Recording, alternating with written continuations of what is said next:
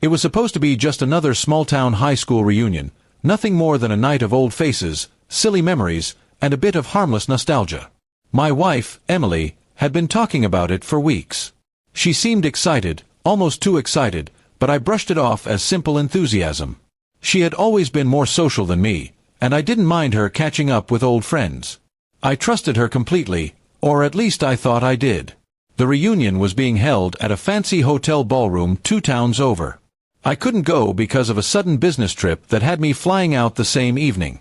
Emily insisted it was fine, that she'd go alone and I shouldn't worry. She even kissed me goodbye that morning with her usual warmth. But something about her smile felt rehearsed. While I was away, I barely heard from her. Normally she would send me pictures or little texts when she went somewhere fun, but this time? Nothing. Just a few short replies to my messages, claiming she was busy catching up with everyone. Still, I didn't let suspicion take over, not yet. 3 days later, I returned home, and Emily was acting strangely. She seemed distracted, constantly on her phone, and oddly defensive whenever I asked how the reunion went. Her answers were vague, and when I suggested we look through the photos together, she said she hadn't taken many. That was the first real crack in the story.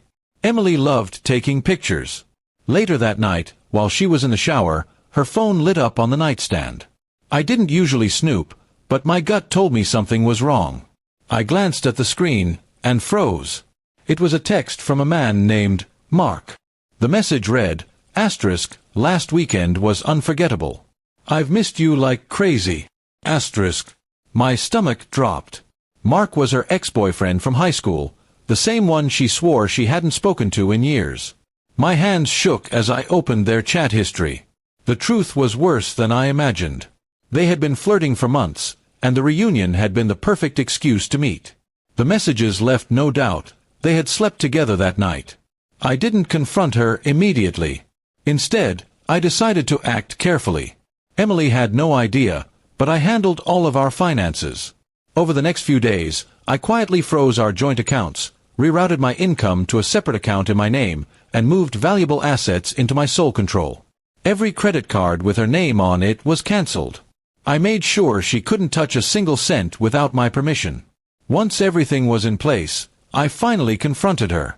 I showed her the screenshots of the messages, the pictures they had exchanged, and every detail she had tried to hide.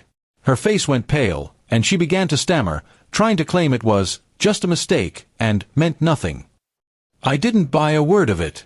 When I told her I had already frozen our accounts, she panicked. She tried to yell, to guilt-trip me, to even cry her way out of it, but it was too late. I had given her years of loyalty and trust, and she had thrown it all away in one night with her ex. She didn't deserve a second chance, and she certainly didn't deserve my money. The next morning, I packed her bags and left them by the door. I told her she could go live with Mark if she wanted, but she wasn't staying under my roof another day. She stormed out, screaming about how cruel I was, but I didn't flinch. I had made my decision. In the weeks that followed, she tried reaching out, begging for forgiveness, saying she made a terrible mistake and that we could start over. But I didn't respond. I'd already filed for divorce and made sure she wouldn't get a penny from me in the settlement. The law was on my side, and I wasn't about to let her betrayal cost me more than it already had. I heard through mutual friends that things with Mark didn't last long. Apparently, he wasn't interested in being with her once the excitement faded.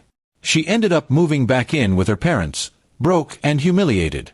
As for me, I felt a strange sense of peace. The betrayal still stung, but I knew I had handled it in the best way possible, calmly, strategically, and without letting emotions cloud my judgment. She had chosen her path, and I had chosen mine.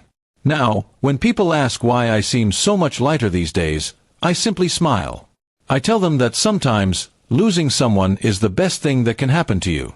And in Emily's case, I didn't just lose her, I made sure she lost everything she thought she could take from me.